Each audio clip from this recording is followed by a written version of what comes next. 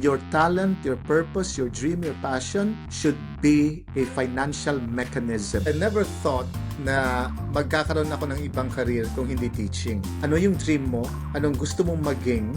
At ano yung ginagawa mo para ma-achieve yung dream mo na yon? And at the same time, meron akong tinatawag na options. Nag-waiter ako ng panandalian, natutulog ako sa parks, natutulog ako sa streets. Man by nature is evil. Man by nature is selfish. Pero kung wala ka naman at hanap ka lang ng purpose, hindi naman po pwede. Kasi binigyan ka rin naman ng talento para pagkakitaan mo rin, para masustain mo yung talent mo na yun at existence mo.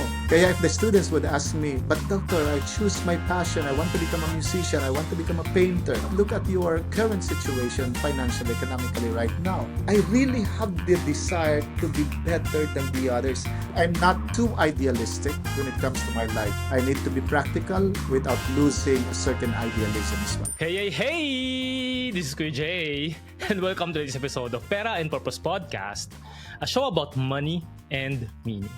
My aim is for you to use money as a tool to live a meaningful life. And yes, welcome ulit sa ating bagong episode, and this is another special presentation brought to us by ProAngat by Pro Friends, wherein we empower overseas Filipinos through upskilling and personal growth. And you can follow their social media page, ProAngat by Pro Friends. Ang guest natin today is a living proof that your past doesn't define your future. He was once homeless in Manila, natulog sa Luneta Park, went hungry at na-scam trying to survive the city. Pero today, he holds not just one, but 2 doctorate degrees. Nagturo siya sa mga international students all over the world. He's spoken at the United Nations and trained future military leaders in the UAE. He's a former monk, a teacher, a dean, and now one of the most respected Filipino educators abroad. He's been honored with the Bayani Award by the Philippine Consulate, named one of the most influential Filipinos in the Gulf 5 years in a row, and continues to help distressed overseas Filipinos find hope and dignity. Pero what I really respect about this person is that despite all the titles and applause, he still speaks from his heart. He tells the truth and reminds us that excellence, service, and purpose must go together. So, without further ado, please help me welcome ang dati naming landlord, ninong ko sa kasal, and one of my truest friends of all, Dr. Rex Bernard Bacara. Woohoo! Doki, kamusta na? It's been 5 years. Ang huli na tayong nagkaroon ng episode dito sa aking podcast. Maraming salamat. 5 years! Parang kahapon lang yun eh. But thank you, Jay. Thank you for the invitation. And thank you for this opportunity to be with you again and to share whatever it is that I can share to the public, to those whom I think, if this is going to be helpful, then let this help you. If not, then let's move on.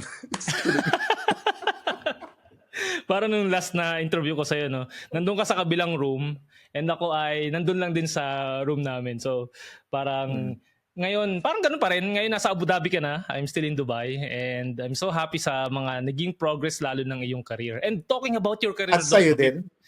salamat. And parang yung salamat din dahil ang laki na naging guidance mo sa buhay ko. Ang lalim agad yung yung introduction. Pero going back dun sa career mo as a teacher, Doc, gusto kong, na-curious nga ako bigla kanina habang ginagawa ko itong mga questions ko is, paano kung hindi ka pala naging teacher? Walang school, walang classroom, walang lectures. Ano kayang ginagawa mo today? The question surprised me, to be honest, Jay, because I never thought na magkakaroon ako ng ibang career kung hindi teaching. In fact, this is the first time na may nagtanong sa akin kung anong magiging career ko, nasan ako ngayon kung hindi ako naging teacher. Honestly, hindi ko siya pinag-isipan dahil sa puso ko, sa diwa ko, sa isip ko, teacher talaga, kumbaga, ang patutunguhan ko at pinatunguhan ko. So talagang ever since pala, mula nung bata ka pa, yun na talaga nasa puso mo? Yes, pero, and I have to say but, hindi ko ito nire-recommend sa iba. It just so happened na yung buhay ko, kumbaga yung mga stars nag-align doon sa gusto ko, sa tinitibok ng puso ko. Pero tinuturo doon sa estudyante, there should always be 3 options. Okay? Because according to statistics, a human being, a person, generally changes career at least 3 to 4 times in his lifetime or her lifetime. Mm. Okay, either by circumstance, either by decision, okay, whatever the situation, the reason is, usually nag-change talaga on average, okay, 3 to 4 times ang isang tao. And I think probably it has something to do with situation. Alam mo yung hindi kinaya, nandoon Mhm. siya, na-bore, o kaya naman ah, kumbaga hindi na-promote, katapos na-disappoint, o Mhm. kaya naman napunta sa ibang lugar like UAE, naging teacher, katapos naging salesperson. So Mhm. generally, either by choice or got forced by situation, then nag-change according to statistics. So ang sinasabi ko Mm. lang is, tinuturuan ko yung mga estudyante ko na mayroon akong experiment sa kanila na ano yung dream mo, anong gusto mong maging, at ano yung ginagawa mo para ma-achieve yung dream mo na yon. Okay? And at the same time, meron akong tinatawag na options. Kung hindi Okay. mangyari yan, ano ang closest sa puso mo na gusto mong maging? Mm. Okay? And then the third one is, if money is no option, okay, anong landas ang gusto mong patunguhan? So Wow, ang talaga yung tatlo lalalim. yan. O, Yeah. kailangan kasi nilang makita yung different aspects, like economically, anong kaya nila at anong hindi, anong makakapigil o makakapagsulong sa kanilang dream na yon. Mhm. Okay? At ano alam nila dapat nilang mangyayari kung ano magiging sagabal.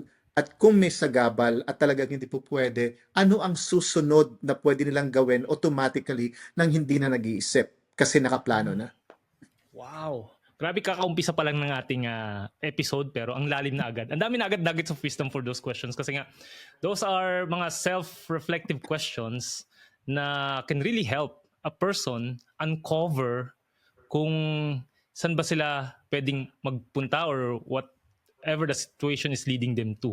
And talking about yung situation, Doc, no, I learned from your story dahil matagal tayo nakasama and you always share this story with us na you said before na you grew up poor sa yung province in Samar. And para sa someone na who never really experienced that kind of life or probably someone who can say na they're poor, paano mo ma-describe yung buhay mo back then when you started? How do you define poor when you were growing up? That's a good question, by the way, and a good context also sa ano ba talaga ang pagiging isang mahirap, ang pagiging isang poor. I wouldn't really consider ourselves poor at that time in the sense that Mm. nakakakain naman kami at saka kahit nangungutang yung father ko noon sa mga kapatid niya is naisulong niyang pag-aaral ko. Ako yung Mhm. unang nakagraduate, kumbaga 5 kami, I'm the middle child, pero ako ang unang nakagraduate kasi ako yatang kinakitaan ng pag-aaral o ng puso sa pag-aaral. But for some reason, I was actually more into activities more than studying. But I was Mm. also, in a way, playing supporting roles academically, not necessarily Mhm. excelling. Pero going back to the question, anong pagiging mahirap? Well, Mm. nagre-renta kami ng bahay noon kasi namatay yung mother ko ng mga around 6 or 7 ako. Doon na talaga nag-start. Yung father ko hindi na nag-asawa and then he decided to bring us, his family, to another town, doon sa Mhm. Samar. Samar in itself is mahirap. Mhm. Okay? It's one of the poorest provinces in the Philippines. Ngayon, so ang nangyari, nandun ako sa lugar na yon, tapos nakitira kami sa silong ng bahay ng kapatid niya na nakapag-asawa ng vice mayor ng Yabong yung place na yon noon. Mhm. So, that kind of poor. Okay? Hindi naman Mm. talaga yung nangungutang, pero Mhm. may tinitirhan kami. At nakapag-aral dahil nangutang. Okay? Okay. Pero, we have food on the table. Okay? So, ganong klase. My parents were, because they're both dead, they were Mhm. teachers. Doon siguro Mhm. namulat yung pag-ibig ko sa For teaching. pagtuturo. Okay? But at that time, I wasn't really thinking about teaching. I wasn't really Mhm. thinking about anything. Okay? Ngayon ko na lang na-realize yan nang nire-reflect ko na yung buhay ko. And then, that's basically it. I think I really experienced poverty when I went out of Manila, of Samar, going to Mm. Manila. Yun. And ito din journey mo nung nabasa ko na you were 19 and you went to Manila, right? Paano ka nag-decide na, okay, ayoko na sa Samar, I'll find my opportunities sa Manila. If I have to recall, it wasn't really because I always say this during my talks, when I'm being Mhm. invited to give inspirational talks, that it was because I wanted to help my father. Probably Mhm. half true. Okay? Okay. I think the other side of it, 50% of that reason is I wanted a change of life. At Mhm. parang pressure na din kasi lahat ng mga kaibigan ko right after graduation nagpupuntahan ng Manila. Remember, wala Mm. pang internet noon, wala pang ano, Yeah. we don't know what Manila is, and Manila is like a huge dream. You know, Mhm. when Samarnons would arrive coming from Manila, always na nakabistida, nakapostura, nag-iibang mukha. So it was like a huge dream. It was like an attraction. Okay? Mhm. So after graduation, nakita ko mga classmates ko nagpupuntahan doon, mga barkada, kabatchmates. So, I also decided. I rode a Mhm. bus. So, bus nagpunta, I think that around 2 to 3 days at that time. Wow. So, oh, ganun yan. At ito yung bus na may mga aircon, may mga hindi. Madaming stopover store, etc. Mhm. Saka, ganun siya. Tapos, yun yung tumira muna ako sa sister ko, pero nahiya ako Mhm. kasi nga, hindi naman kami close at that time. Not Mhm. anymore now. Kaya that time, hindi kami close ng sister ko dahil nga sa inadapt siya ng isang Mm. family and then, so after probably several weeks, if I'm not mistaken, I decided to get out of that house. Doon muna ako nang tinitirhan ko. Nag-asawa na rin siya noon. Nahiya Okay. ako sa husband, may anak na sila. So, ayaw ko maging pabigat. Okay. Again, kung tatanungin mo, anong naisip ko bakit ako umalis? Was it really hiya? I cannot recall at this time. The reality Mhm. is, I left. Okay, that's the Mm. hard reality. Whatever the reason, sinasabi ko na lang nahiya kasi yun naman ang normal sa tao, yung mahiya kaya Mm. ka umaalis. Yeah. Pero I don't really remember kung hiya. It was more because I got fed up, or I really don't know. Okay. Without thinking, because I was so young at that time, I wasn't really thinking of returning to Samar. And then, so nagpunta ako sa Manila, sa Luneta, doon yung una ko. At doon ako nakaranas ng sinabi mo kanina sa introduction na Mm. being homeless for five Yeah. years, at least 5 years. Doon yon. I asked myself if ako kaya mapunta sa ganitong situation, parang hindi ko kakayanin. And sa'yo, you were doing that kind of life for 5 years? How was it? Ay, heaven na heaven. I'm just kidding. Hindi. Hindi. Look, let me go back to where I was nung nasa Mm. Samar. Because I want everybody to learn this. Hindi ako achiever noon in the sense na achiever academically. I really Mm. wanted to. But for some reason, since nasa public school ako, going back first before I answer your question, Sure. because I think this is worth hearing. Kasi baka iniisipin nila matalino ka, kaya ka driven Mm. ka, kaya ka Nag-succeed. naging achiever, oh, Yeah. nag-succeed. The thing is, yeah, probably I was driven. Probably I was intelligent. I have no idea, okay? But Mm. lagi akong section 2 nun. Kaya maraming sections pag public umaabot ng 30, 40.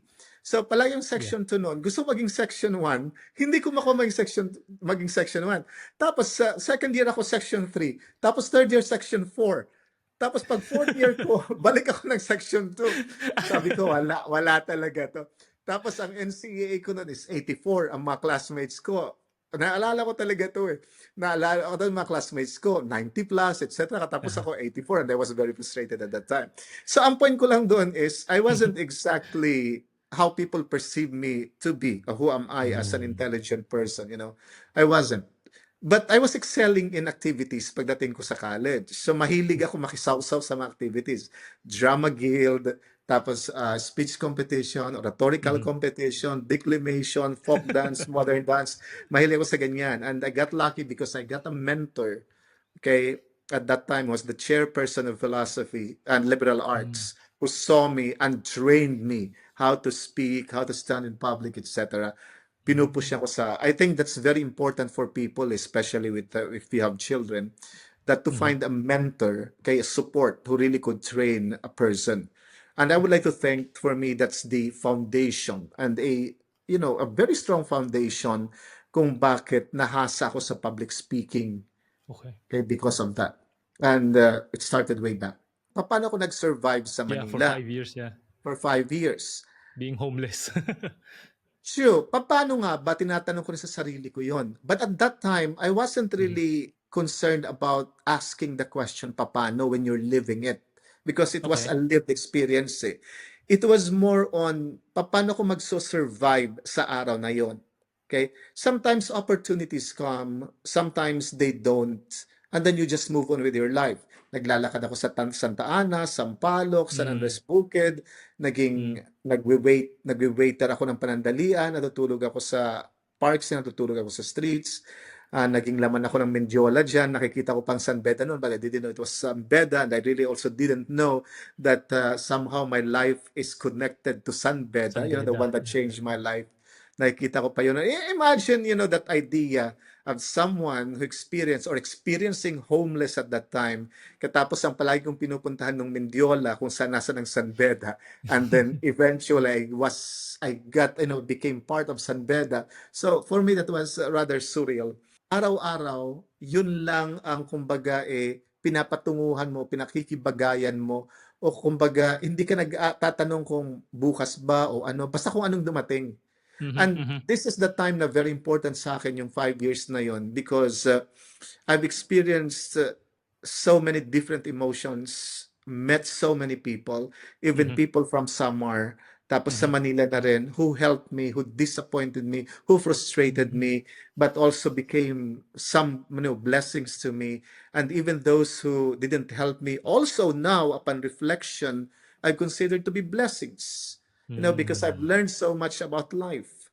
So, ang dami-dami kong ginagawa noon. Tumutulong ako sa palengke, tapos di ko na maalala yung term ngayon yung nag-aano ka sa bus, nagko-call ka, Barker, na-share mo siya doon sa isang barker. mong Oo nga interview pala, na naging barker. barker Imagine, ka rin niya. di ko, yung mga ganung bagay. Tapos minsan naman,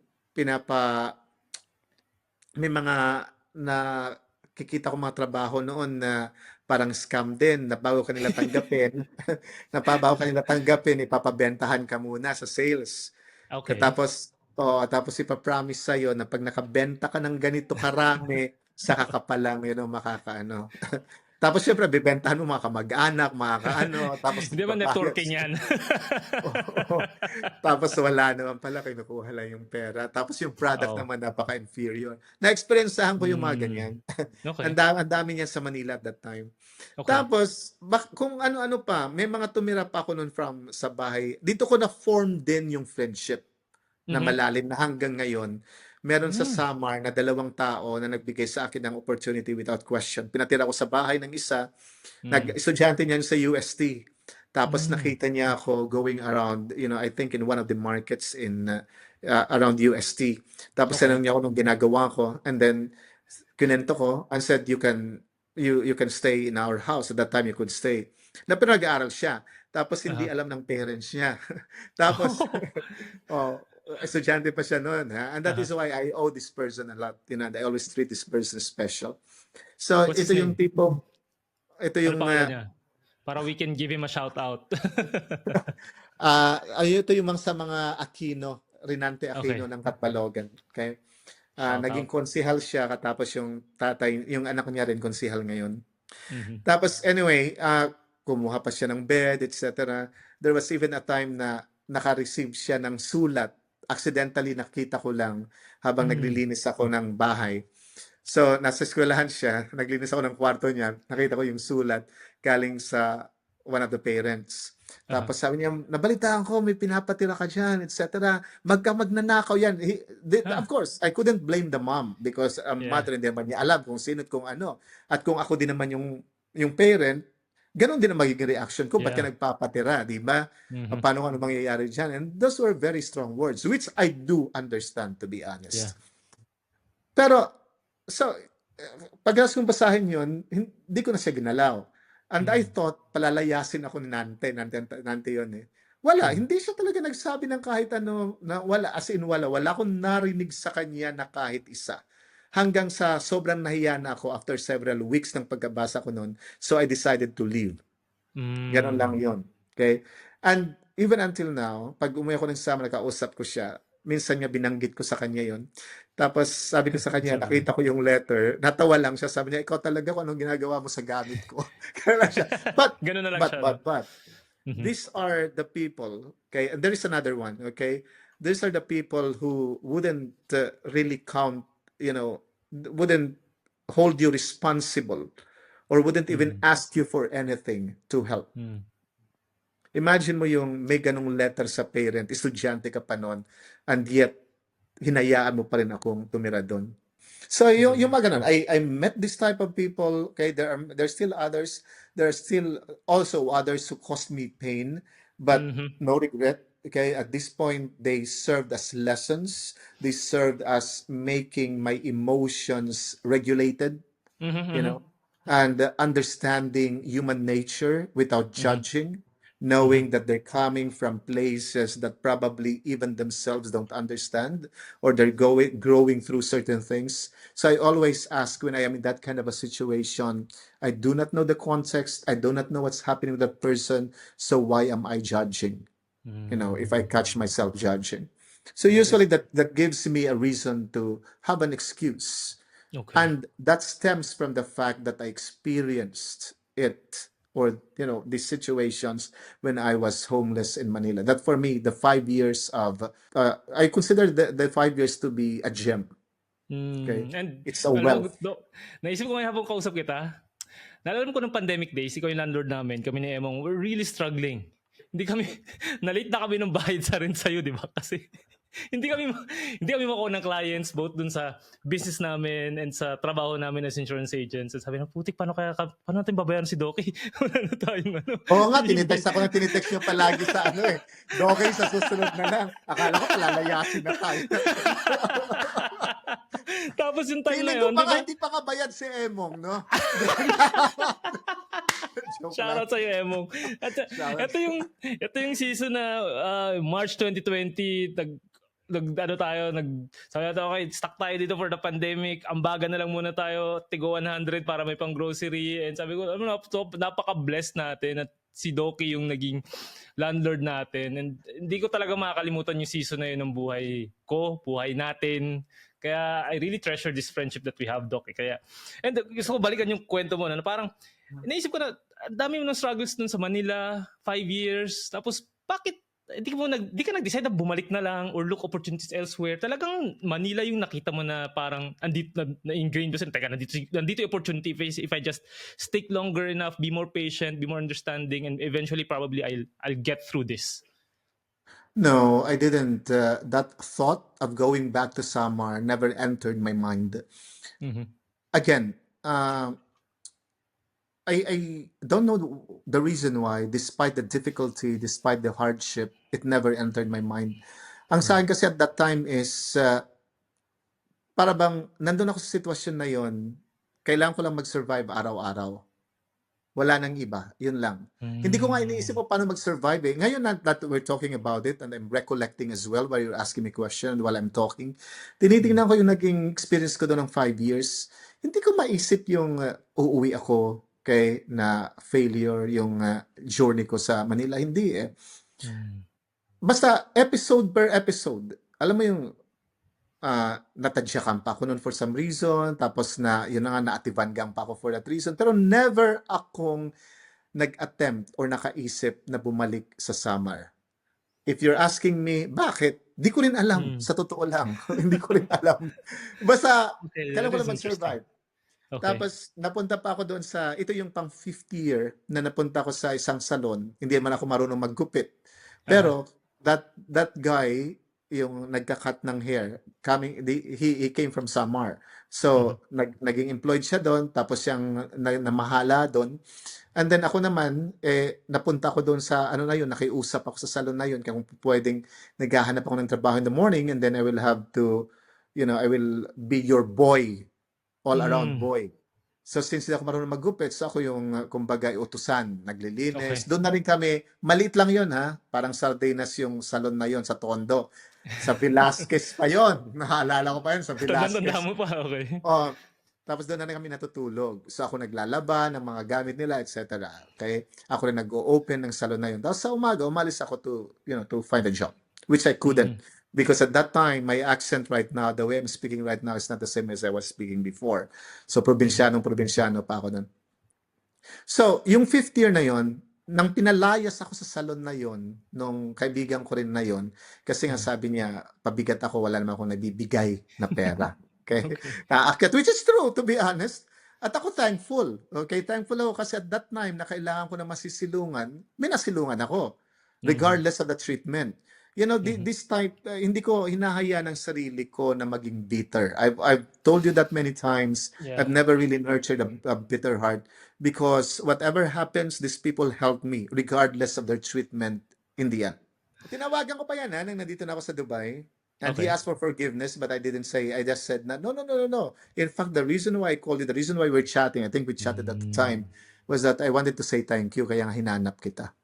Eksakto for some reason, okay, and God's blessing. And I would like to think ang journey ko may hand talaga ni God. Okay? Kasi nga, nang palabas na ako noon, padating naman ng isang taga-Samar din, na isang Okay. choreographer ng isang family sa Tondo din na nagpapadala ng mababae sa Japan, yung mga Japayukis. Okay. Okay. Okay, at that time, usang mga Japayukis, di Yeah, ba? oo nga. Tapos, tinanong niya ako, tapos sinabi ko yung talagang situation ko. And then, he said, okay, ganito, ano natin to, choreograph natin to. I-introduce kita dito sa family na meron 3 anak. Sasabihin Okay. mo lang na teacher ka at magiging tutor ka. Tapos in-interview naman ako. Tapos nagustuhan. Ako, tutor ko daw yung tatlo niyang anak na puro lalaki. Mga bata yun basics lang naman. English, mathematics, yung mga basics lang. Tapos, through the recommendation na yung friend ko na yun, so, naipasok ako. Sunod no, nakiusap yung kaibigan ko na doon ako patirahin. Kasi nga, since choreographer siya ng mga babae nagja-Japan, nagaling sa probinsya, so may house sila sa tabi for the Japayukis. Okay? Okay. Yung matrini train. So, doon na ako pinatira. Naging kaibigan ko yung mga Japayukis na yun. So, pag nakakapasa sila papuntang Japan, pag dumarating, may lapad ako palagi noon. Alam mo yung Japanese Wow. man. Doon ko naranasan yung mga underworld kasi karamihan sa kanila nagiging babae mabababa ang lipad. Yung mga Lipad, ganun ba? So yeah. nagpupunta kami sa clubs, naranasan ko lahat ng mga yun. Talagang it was Wow. really an experience. But I treasure the friendship. Hindi ko na nga lang sila mahanap kahit anong attempt ko sa Facebook, social media. Naging mga ko talaga yun sila. Naging mga in their language, Closest friends mo kachukaran. Oo, ganun yun sila. Alam mo, galing talaga ako sa Tondo. Tapos, Hindi ko ma-imagine na yun yung ngayon ko lang narinig yung kwento mo na to, Doc, sa tagal natin magkasama. And I'm so kasi blessed sinasabi na ko meron sa tayo yung nito. detalye. I'm giving you the details. Yeah. Tapos, at that time, nang nasa bahay ako na yon, the parents actually became very, very good to me. That changed my, my lifestyle. Pinatira ako doon. Tapos binibigyan ako ng damit, pinapakain, etc. Binibigyan ng allowance. Okay? Hanggang basta alagaan ko lang yung academic side ng mga anak. And then I became very, very religious. Ito yung mga palagi naririnig ng tao sa akin. I became very, very religious. I would go to Santo Niño Church in, Tondo, very early in the morning. Doon ako nakita ng pare na siyang sumulat sa Monastery of Transfiguration in Malaybalay, Bukidnon, and that started my monastic journey.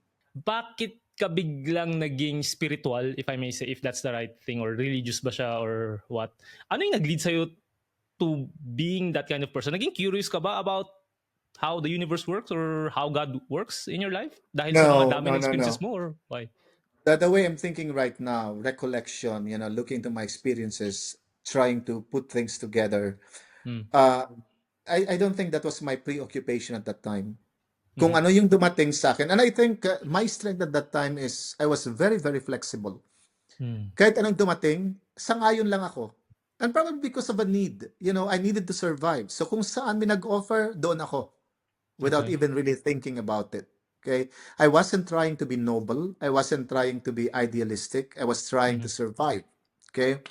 So, tinanong mo ko kung bakit ako naging religious. I also have no idea. I just found myself one day probably asking God for help or probably thanking God for the blessing. But, okay, I decided to go to Santo Niño Church every morning. By the way, I forgot. I also became an Opus Dei. So, Anong Opus Dei, Doki? it's a religious organization, an arm, okay, of the Catholic Church. Yun din ang nag-influence sa akin siguro sa pagiging spiritual. Okay? But anyway, itong priest na to, sumulat sa monastery, and then siguro mga 25 ako nun. Okay? And then, sabi ng monastery, hindi pa ako pwede dahil nga sa may isa pa akong taon. I think I was 24, 25 at that time. Kasi ang Mhm, mhm, tinatanggap nila is 25 and above because it needs a lot of mhm. maturity to survive in a monastery. Especially, you'll be living on top of a mountain and then you'll be waking up very early in the morning. And then Mhm, what you will have to do is just to work. You cannot be seen by the people outside, and there is a structure. So it takes a lot okay, of maturity to survive and to stay there. It's a lifelong commitment. The moment okay. you decide to enter a monastery, you go through the different levels until the end, which is the final profession. Mhm, Then, para ka na rin nag-asawa sa Diyos talaga na hindi ka na po pwedeng umalis. Tapos yun, nang magpunta ko doon, supposedly 3 months na testing period, I mhm, observed their life and they observed me as well. mhm, And then after 3 months, balik ako doon sa bahay, sa Manila, because this was Monastery of Transfiguration is in mhm. Mindanao. Pagbalik ko doon, I applied. Okay, I just applied. Bahala na. Natanggap naman ako. So pinabalik ulit ako doon. I said goodbye to the family who was very, very nice to me. You know, they spent for my month, for the airfare, etc. Okay? And so pumunta ako doon. And yun na nga, ang ano ng monastery is kape, monk's Kape. blend. Okay. Yes, yun yung, kasi yung Benedictine monasteries are supposed to be, each is supposed to be independent from the Mm, others because we have many okay. Benedictine monasteries. So yun, ang sa Monastery of Transfiguration, And then kape, so anong ginagawa mo dun, Doc, nung 5 years na yun? Ano yung mga natuto ako parang magtanim ng kape, natuto ako mag ano ng mag-harvest ng kape, mag-process ng kape. So alam ko yung okay, Robusta from Arabica kaya mahilig ako sa kape. kaya Mm. pala. Alam alam ko rin kung Oo. paano yung taste ng kape. At saka maganda nga ng tagline namin sa Monks Blend. Still system by the way. Yung pa rin yung Okay. ano nila sa Malay-Balay na Figuration. Yung tagline namin doon is made by the hands of the monks or by the something like that. Okay? Mm. Like by the hands of God or something. Or nabasa ko yata to sa isang mga interview sa'yo is, akala daw ng mga tao pumupuntang, nagiging monk ang isang individual para maging, ano ba to, parang holy or at least, dahil nga they're aiming to be something like a better person or dahil sobrang perfect nila. But in what you said there, kung tamang context ko, no, na ang mga pupunta doon probably are the ones who are healing internally and meron silang parang kailangang i-overcome. Can you expound on that statement na You heard it nabanggit mo? right. You heard me right. Okay? Whatever interview that was. People have this misconception na ang uholy ng mga tao sa loob ng monasteryo, sa loob ng Mm, parishes, yung mga pari, mga monks, mga nuns, mga sisters, na pag nagkakaroon ng pagkakamali, na-judge ka agad. Bakit mm, ganon? Okay? mm, Holy dapat yan. mm, Ang hindi nila alam, you enter a monastery, I entered the monastery, you know, my brothers, my monk, fellow monks entered the monastery mhm, broken. Okay? mm, Broken. Okay? But they realized that they needed to heal. And there mm, is that special calling of God. Okay? Pwede mm, ka mang mag-heal outside eh. But, yeah. you know, you have people have different gifts. People have different callings. Some are called to become teachers. Some are called to become professionals like engineers. Some of us, okay, we're called to become monks, to Mhm, pray to God incessantly. Okay? So, at itong mga to, na galing sa iba-ibang background with different values, different, in a way, you know, societal beliefs, sabihin na natin, called by God. And these are all people, as I said, who are all hurt, broken, but with the desire to serve God and to be healed. Okay? mm, So the whole monastic life is a life of healing. mm, And the thing with the monastic life is that when you enter a monastery, people think, or when you become a priest, people think that automatically you get healed. No, it's a lifetime. There are mm, old monks whom I would like to think will end up in hell, and mm, there are old monks who will end up as saints. Okay? mm, Because the thing is, this is human nature wanting to heal, but sometimes human nature just kicks in and you allow it to be. Okay? So may mga tumatandang bitter, may mga mhm, tumatandang palasigaw, alam mo yung ganun. Pero may mm, tumatanda rin namang monks na talagang worth emulating. okay. Okay? Now, why did I say na everyday struggle yan? Especially kasi nakakulong kayo in that sense. Nakakulong in that sense na like kami noon, 17 lang kami sa Mhm, monastery on top of a hill. hindi kami po pwedeng makita ng tao. Regulated kami lahat, structured yung buhay namin. May vow of silence kami, bawal kami magsalita. Katapos kami nagkikita. Ngayon, pareho kayong, lahat kayo broken, na trying to heal, tapos nagkikita-kita kayo, magkakaroon kayo ng iba-ibang perception sa bawat isang tao. Mhm. Minsan, yung mga maliliit na bagay na ma-magnify. Nakikita mo bang pag palagi kayong magkasama, kung hindi mo titingnan yung sarili mo or madidisiplina ang sarili mo, everything becomes huge kahit naman hindi. Yeah. Kahit naman sa bahay mo, Jay, di ba kayo ng napakagandang misis mo? May mga bagay na kung nasa labas ka, kung friend mo lang, hindi mo naman iindahin yun eh. Pero Yeah. mga bagay na napakaliit na biglang ang laki-laki na sa'yo. Dumating ako at that time sa gano'n na kahit simpleng paglapag lang ng kutsara or tinidor, may sound, para bang nagiging big deal sa'yo yung mga gano'n. Yeah. Yeah. Especially na kayo nagkikita. So, pag hindi mo na-overcome yun, ay tatanda ka talagang nagmong ka pa. Palagi namin sinasabi. O kasi So, parang ang liit ng mundo nyo, right? Like you're just 17 of precisely. you guys there. Yun yung Precisely. buhay. Sabi nga ni Thomas Hobbes, man by nature is evil, man by nature is selfish. So it's a really long process of trying to become, because we also know for a fact that no one is perfect. In fact, the very definition of our perfection is one of becoming. You try to be perfect, even if you know that you cannot be perfect, and you will have to do that, until the end of your life. And it's similar nga nung nandun ako sa sarili ko spiritual journey, nandito na ako sa Dubai nun, parang the path to being holy. Parang inisip ko nun, bakit ko kailangan maging holy? Pero no one can be as holy as God, right? Pero you try or do your best. Pero you will eventually know na you also realize na hindi ka magiging katulad ng Diyos. Pero at the same time, you are trying to be para ma-improve mo siguro yung sarili mo so that you can heal sa mga sarili mo mga brokenness, right? So, yeah, and it's a beautiful thing, by the way. It's a beautiful Yeah, thing, true. because the thing is, eventually you'll have a better understanding of the world, of why you were created. You understand better the purpose of why you are here in this world, and there is meaning to your existence. True. See? Nabanggit mo ngayon yung meaning of existence. Ang pumasok sa isip ko ngayon, Doc, is yung book ni Viktor Frankl na Man's Search for Meaning.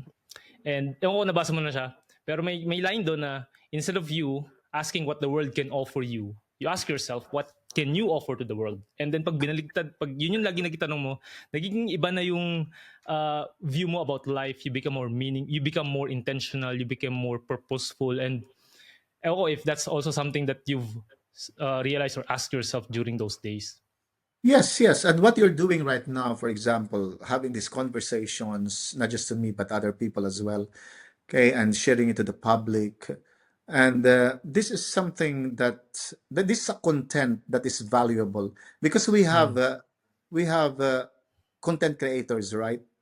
So these content creators, what do they add as value to the society? Nothing really. Okay, you might say it's entertainment, but for me, to be honest about it, this is a type of entertainment that is so dumbing. It's like, you get there. It's Yeah. sort of escapism, but there are people, for example, like you, who gives the type of value creation, not content creation. So what you're doing is a value creation. You provide value to the public that can help the public to become better versions of themselves. Yeah. Okay? So that is your meaning and that is your purpose, and you found it, to be honest. Yeah. Even if I keep on saying finding meaning, purpose, because that is who we are as human beings, okay? Try to find why we are here, the very why of our existence. But I want also people to be careful, at least for those who are listening, that it is not just about finding the why. You have to making sure na yung why mo would also sustain you economically as a person. Hanap ka man ng why, katapos namamatay ka naman sa why na yan. Well, di ba? I mean, This is for me, sustainable. it should be sustainable, and you should be able to use this purpose, this meaning, this drive, this passion of yours to make you live. Okay? Because the thing is, hindi naman tayo ginawa ng Diyos para lang to find purpose. The very fact that God allowed us, to be in this world, a world wherein not everything is doled out or given, then it means that you need to do something with the talent given to you in order for you to survive, if not to thrive really well, to be able to give to Mm. others. You found your purpose being an educator. And at the same time, I was really looking at siguro, parang yung mga income levels and yung mga, nag-study rin ako ng mga tao na became truly financially wealthy in that sense. Pero most of them are business owners, they're engineers or other careers, pero hindi mo makikita yun sa pagiging educator as a teacher. Pero for you, how did you make it work? Like sinasabi mo nga na okay, my calling is to become a teacher, pero I need to make it sustainable. So paano mo na-execute yung napag-merge yung dalawang bagay na yun to succeed in that decision that ginawa mo after the monk life and then becoming an educator, right? Ang heart ko naman talaga is teaching mula nung una pa. And it just so happened that teaching is basically educating the young. Okay? But hindi ako nag-stop sa ganon. I started speaking publicly, sharing my experiences, my life, and my expertise as well. Kaya kung napapansin mo, not anymore now because of certain contracts with my university, but before, napaka-active ko sa mga public speaking. And that is basically my way of sharing the blessings I got from God, for that matter. And that is basically spreading my purpose, knowing people that, giving people the idea that it actually really is possible. Not everyone can become teachers, not everyone can become public speakers, but they can always share their values, their purpose in some other ways. Like ikaw, nasa finance ka. Okay. But then what you're doing now, having this kind of a podcast, okay, is something na provides and adds value doon sa mga tao na interesado dito sa linya mong to. Diba? I mean, hindi lang iisa, pero ang point ko is try to find a way, if you're financially well off, to find a way to do something to make other people's lives better. Because that is basically the purpose. In fact, it's even biblical. Hindi ka po pwedeng pumasok ng langit na mag-isa ka lang. Okay? So dapat damay mo yung iba. Pero kung wala ka naman at hanap ka lang ng purpose, hindi rin naman po pwede. Kasi binigyan ka rin naman ng talento para pagkakitaan mo rin, para masustain mo yung talent mo rin at existence mo. Kaya if the students would ask me, but doctor, I choose my passion. I want to become a musician. I want to become a painter. Ito yung mga simpleng, career-oriented idealism. And what I would always say, it's true. But look at your current situation, financially, economically right now. Iaalaw ka bang i-pursue yun? Kasi kung hindi, i-pause mo yan and then find something else and then just go back to it. Don't forget it. Just go back to it. Okay? Because it should be your talent, your purpose, your dream, your passion should be a financial mechanism as well. I'm not too idealistic when it comes to my life. I need to be practical without losing a certain idealism as well.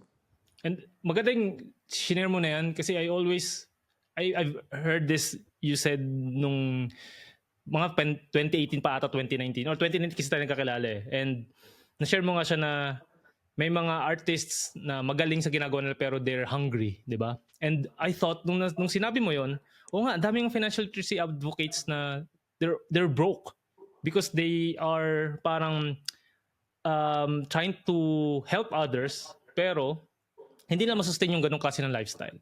And umabot ako dun sa point na yun na parang gusto ko talaga tumulong sa mga tao with the help of financial literacy, and kaya lang, the big question there is paano ko siya i-sustain? And nung minention mo siya sa akin, I really had to make it work. Hindi lang basta lang makatulong sa iba but also make it sustainable for me and ngayon that I have a family. Kaya I'm grateful for that conversation that we had eh. And ngayon, Doki, nung pumunta ka na ngayon sa Dubai, medyo pabilisin natin yung story, no? Paano yung naging mindset mo nung time na yun? Was it because mas maganda opportunities dito financially or was it for a different reason? Hindi naman, it's different reason. At that time, when I was in Mindanao sa Monastery Transfiguration, the abbot, the superior, the head of the monastery realized that I have a gift for teaching. And since kape ang tinuturuan ko at that time, inaasikaso ko at that time, so sabi niya, punta ka sa Manila, meron tayong university doon, or college pa at that time, na kung saan Benedictine din na may hawak. So I went there, it was San Beda, okay? And they asked me, do you want to become a priest? I said, no. So what is it that you want? And I said, I just want to teach. So sabi na, sige, mag-aral ka. So pinag-aaral ako sa Lasal ng Masters Tapos pinapunta ako sa Ateneo for my doctorate, but since malayo ang Ateneo from Mindiola, so pinalipat uli ako sa De La Salle. So doon ako nag-PhD. And they were training me for higher positions. So naging HR officer ako, tapos eventually naging director for administration. Okay? So inahawakan ko yung mga tao sa San Beda Alabang na yon as part of my training. And then after one night, I think I opened my laptop at doon ko nga nakita, nagkaroon ako ng itch. Okay, Okay. ng itch to get out of the monastery because I was thinking, ang tagal-tagal ko na dito sa monastery. Parang hindi na ako happy. Gusto kong makita yung labas. By the way, I Gusto niya shouldn't outside have done world. that. Okay, I Ah, shouldn't have done that. Kaya dahil nga narating ko yung pagiging solemn professed monk. Okay, so I already had my vows, and the idea there is once you enter a monastery, you're supposed to die there. Kaya nga meron kaming sementeryo sa loob ng monasteryo. I ganun tried pala sa yun. sementeryo sa monasteryo. So anyway, so nag-open ko, nakita ko Dubai. Yung laptop ko, nakita ko Dubai. Uy, sabi ko Dubai. Kasagsagan yata ito ni Claudine Barreto noon. At saka ni, So, sino tong isa? sino nga yun? Aga mo lang ba? Si Aga ba o si Piolo? Ewan ko. Di ko alam, basta yun. Yung Tapos movie yun nila. nga, tapos narinig ko lang Dubai. So nag-apply ako sa American College of Dubai. Hindi ko lang alam, hinanap ko yung Western Institution, okay? Aha. So American College of Dubai. In-applyan ko, and then I get a call after, interviewed me, again, the president also called me, interviewed me, and then pinaready na ako para umalis.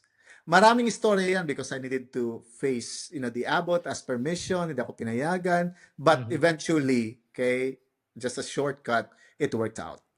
So I went to Dubai and I realized it was a very small college, but I was very happy kasi sa monasteryo, wala naman kaming sweldo.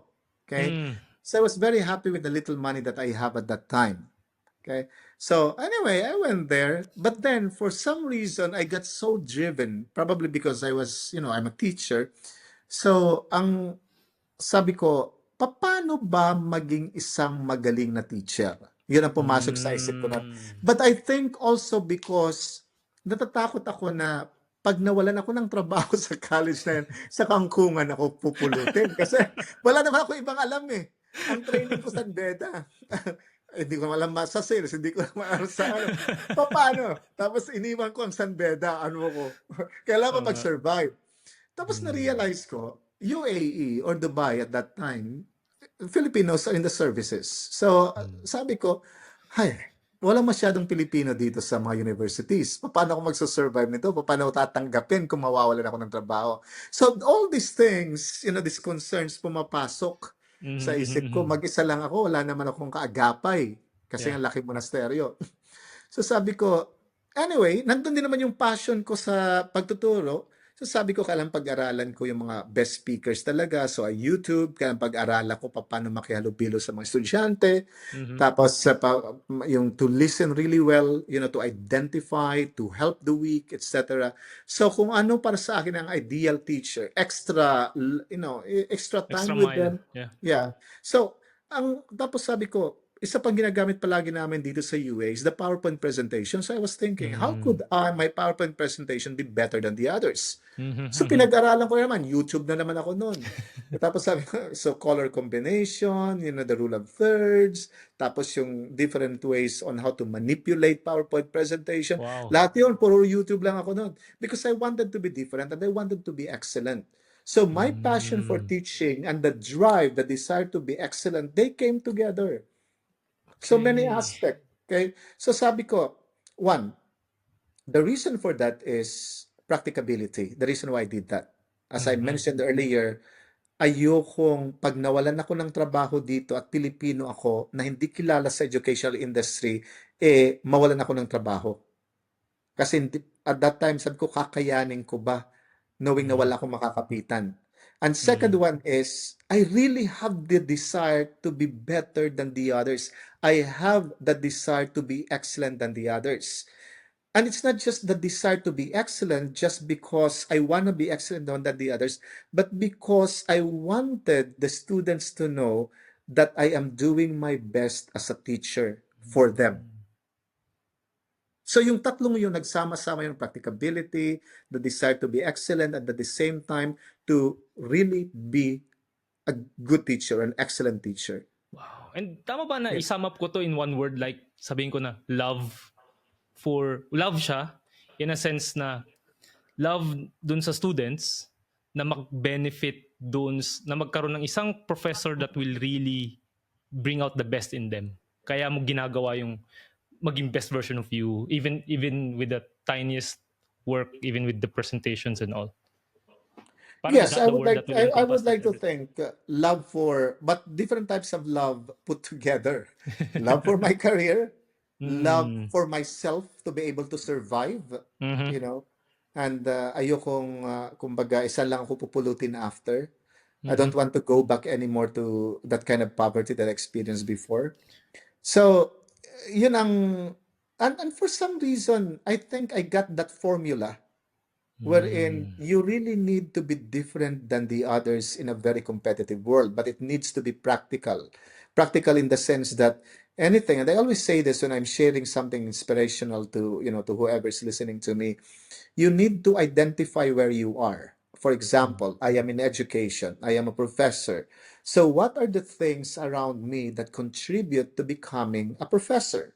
Mhm. For example, PowerPoint presentation, submission of grades, talking to students, Mhm. okay, Mhm. Mhm. making sure that the students pass, okay, not fail, pass, okay, and so ito yung mga detalye na pinagtutuunan ko ng pansin. Volunteering, for example, kung may mga Mm. activities sa loob ng university ko.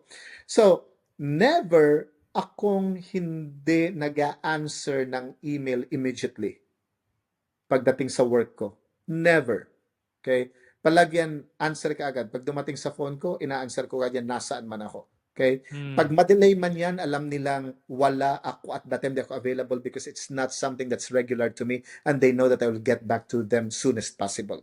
Mhm. Okay? Never sila nagreklamo sa akin na ang bagal kong sumagot. It has never been. Tapos other mga maliit na bagay, PowerPoint presentation. Now I'm giving PowerPoint presentation workshops to my colleagues at my Mhm. current Mhm. university. I get invited precisely because of this. And then at Yeah. the same time also I volunteer for pag may mga sinasabing we need volunteers for activities, etc. Not because it adds to my KPI. It so Mhm. happens that it adds, but it's just that I like doing it. Okay, because again of the purpose that I needed to share whatever talent that I have to other people as long as I live. So it's Mhm. something that is intentional because of that purpose. Tapos, Mm.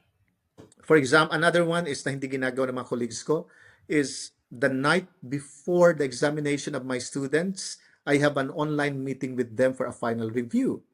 I Mm. go to that extra mile. Okay, every midterm, every finals, and the students appreciate that. The students know that my PowerPoint presentation are excellent, better than the Mhm. others. They Mhm. also know that I listen to them, even if they are rude to me, some of them at that given moment. And I would understand, students don't become rude just because they are rude. They become Mm. rude for a reason. If you Yeah. notice, I keep on coming up with excuses, but I always want to make excuses to human nature because Mm. everyone has a reason for them to want to survive in this world. Okay? So, I mean, it takes time because sometimes pag naaano ko, Yeah. nagugulat ako, naiinis ka bigla. But na automatic sa'yo na tipong, maaring may maaring may ganun. I always tell myself, one thing, I cannot be bitter, I cannot nurture that into my heart. Mm. But at the same time is always find excuses when it comes to people. And kasi kung hindi ka magbibigay ng excuse, maiinis ka din lang, totoo lang. Wow, that is a So, great hack. That is a great hack. Kasi a lot of people um parang get easily stressed or mabilis sila hindi nga respond but react dun sa situation without fully understanding muna what is happening to the other person. And sometimes yung mga ganyang reactions can lead to awful relationships in the end. Kaya maganda yung but sinasabi mo na talaga. Jay, it's Mhm. normal, ha? It's normal to have that kind of reaction. Yeah, yeah, yeah. What for me is not normal is when you are unable to catch it. Mm. When you allow yourself, okay, to really just focus on what happened Mm. instead of why it happened. Okay? So ang ano ko lang doon is pag ang isang tao halimbawa may ginawa sa kanyang isang tao, tapos Sinabi, pagkatamad nito, tapos tamad na siya sa'yo for the rest of your life, tapos pinag-uusapan mo palagi sa ibang tao, ayoko maging member ng grupo na yan kasi blah, blah, blah. Then it's already a you problem, not the problem of the others, because you have no idea about what happened at that time with Mm. that person at that given moment. Ngayon, kung Mm. paulit-ulit niyang ginagawa yon, to be honest about it, it's not anymore my concern. In the end, Siya who yung, loses? yeah, Precisely. yeah. And then you Parang, maintain your mhm. professionalism. Mm. And nandun siya sa ano actually sa 7 Habits of Highly Effective People. Yung isa doon is listen with the intent to listen, not with the intent to respond. Parang kailangan mo talaga munang maintindihan kung nasan yung posisyon ng isang tao before you truly say something or what, di ba? Parang it's just one of the best practices that I've learned that also served me really well sa buhay ko. And Doki, ito, as we come to a close, gusto ko talagang malaman kasi nga ang journey mo is about from poverty towards the kind of success that you have right now. And before I go to that question nga, no, ngayon ba na you are already, I believe you've been in the UAE for the last 15 years. You even have your golden visa na, you can come back anytime or what. And would you consider yourself na successful na in your own way? And how would you define success now, looking back as a young boy in Samar? Very, very grateful. Very extremely grateful. Successful financially, not really. Kasi marami Mm. akong pinagkakagastusan, marami akong tinutulungan sa Pilipinas, etc. You know how it Mm. is. Mm. But that is why my preparation for my retirement is basically having consultancies in the Philippines, Mm-hmm. preparing myself. That's the reason why I keep on giving talks to the others, making myself, a brand there. Mm-hmm. So since lagi namang intentional yung aking ang ginagawa ko, like halimbawa posting on Facebook, I always say this, you should use social media as a voice, not just use Mm. it for sharing and liking. So kahit yung LinkedIn ko, I always have something to say about certain topics. Yeah. Okay? And there is a purpose for that. And the reason is they need to see you as a brand. They need to see you as somebody helpful. They need to see you as somebody who's an authority in your field. Okay? So, ngayon, successful ako sa ganyan. Successful ako sa pagbabrand ko sa sarili ko, sa Mm-hmm. gusto kong mangyari sa akin, Mm-hmm. now and in the future. But financially, I'm still in the ipon stage. But Okay. I'm enjoying so many things that I couldn't, I don't think for me at that time, looking at my life now, I would have ever achieved, Mm. financially speaking. Okay? Pero success naman isn't just defined by your financial area, right? Yes, but the perception is like that. And for me, there is a valid reason to that. As I always say, and I'm Mm. very consistent with my answer with you, I Okay. need to be sustainable, not just when I have the capacity to work, but even when I don't have anymore the ability to work, Mm. at least financially. Yeah, At kasi alam mo parang yan kasi nandiyan ka eh. yeah, and parang most of the people that I speak to, they would define success as living life in their own terms today and tomorrow. And part of it to sustain that is to have the financial means to, like what you said nga, to be practically surviving, not surviving but really thriving dun sa buhay na gusto nila. And eto Doc, but of course, I would still encapsulate your life as someone who's really successful sa ginagawa niya kasi you're able to influence and empower other people to become the best version of themselves. Isa na ako doon, and then really so ever grateful sa naging contribution mo sa buhay ko. And gusto ko talaga malaman dito, Doc, is if there's one person na siguro nag-struggle sa buhay nila, they would consider themselves as nandun sa level ng poverty na yon. Ano sa tingin mo yung naging difference mo compared to those others na who was also there, pero they got stuck in poverty? Paano yung naging differentiating factor mo sa kanila? Consistency. I think that for me is one term na pwede kong sabihin. Consistency towards excellence. Even until now, it's still alive. I want to be different from the others. And when I say consistency para maging excellent is that I need to identify my field, and my field is teaching. And anything related to teaching, I need to be consistent to be excellent. Ganon lang ako. So para sa akin yun ang formula. Wherever you are, whatever field you are in, para sa akin is identify what are those things related to your career or to what you're doing or you love doing. And then maximize them, strengthen them, make them better than the others. Sabi ko nga sa kwento ko sa iyo kanina, ah, PowerPoint presentation, public speaking, relating to students, the way I respond to emails, for example, okay, and being there before or at least career-wise sa mga meetings before the others enter, before the others are there. These are the things na related sa career ko, sa ginagawa ko, and I needed them to be consistently different from the others and consistently excellent. Excellent. So yun lang, I think sa akin, that formula works. Basta anything na related sa ginagawa ko, it has to be better than the others. You might think, you're being competitive. Yes.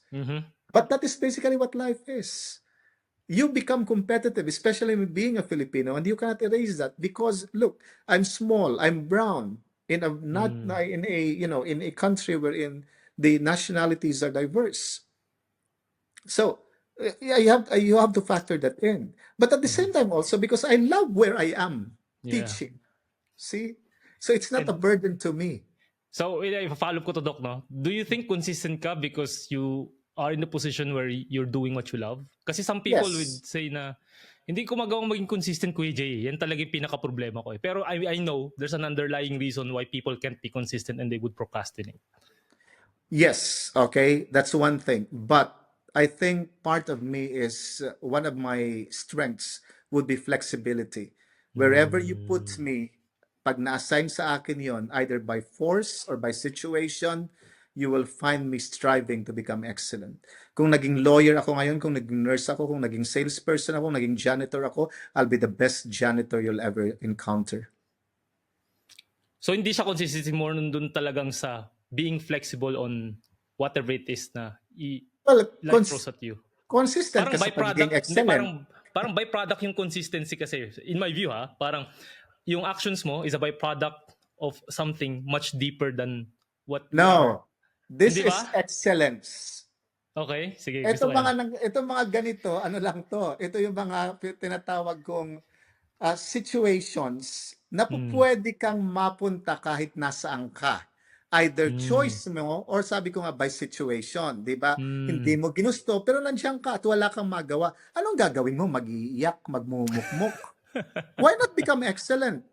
Because eventually, if you are excellent in that field na hindi mo gusto, it will provide you with means because I'm very sure you're going to be very successful. Because you're excellent in the field na hindi mo gusto. And then, when you're excellent and you have the financial means, it will lead you back to your passion. See? So, be excellent in everything that you do, and it will take care of everything. Ito yung book na parang so good they can't ignore you, and it also That's a very good book. Just reading the title. yeah. Become so good wherever you are, whatever you do, okay, so that people notice you and gives you opportunities because no one will give you opportunities but people. And that is why I always say, make sure that when you are working, let your bosses know. Hindi ka po pwedeng, hindi ko sasabihin kasi gagawin ko lang yung dapat kong gawin dahil itong tama. No! Let them know. Email them that this is what you're doing. If you are communicating with a colleague about a certain task, BCC your boss, your immediate head. Ako palagi akong ganon. Pag may isang office na nagre-request sa akin na, Doc, gawin po, pwede bang humingi ng favor? Response ko niya, naka-BCC yung chairperson ko. Yeah, nga, no. There's Oh, no, at you can't play small if you want to really achieve course. great things in life. Yeah. Of course, because this world is highly visual. They need to see. Niccolo Machiavelli mentioned that people judge you based on what they see, not through your heart. And you need to be very practical with how the world works. You really also need to be smart with that. Wow.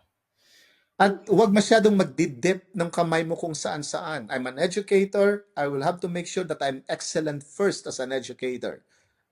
Okay? Pag halimbawa may nag-invite sa akin, katapos conflict sa pagiging educator ko, I'll prioritize education. You really have to be firm dun Of sa course. Kasi nga otherwise, yung energy mo kasi is madideplete, yung focus mo madideplete, you'd become a mediocre person. Of course, Wow. until you finally have the strength and you're comfortable already with what you have.